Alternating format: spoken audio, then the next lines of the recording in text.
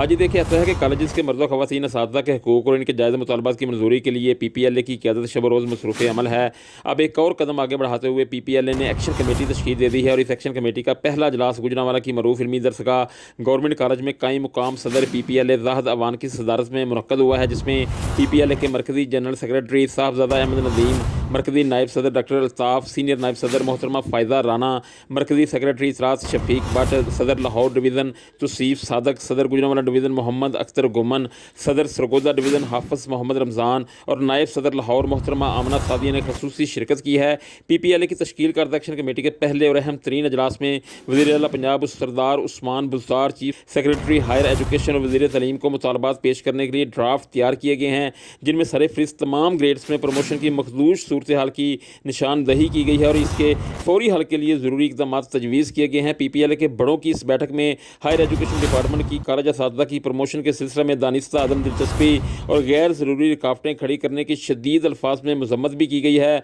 अजलास के इख्तिताम पर PPLA के गुजरांवाला डिवीज़न के सदर मोहम्मद अख्तर गुमन ने PNN TV से खुसूसी गुफ्तगू की और इस गुफ्तगू के दौरान इनका कहना था कि कई सालों से मुख्तलिफ ग्रेड्स में खाली पड़ी हुई खाली असामियाँ पुर करने के लिए मतलूबा ट्रेनिंग PLT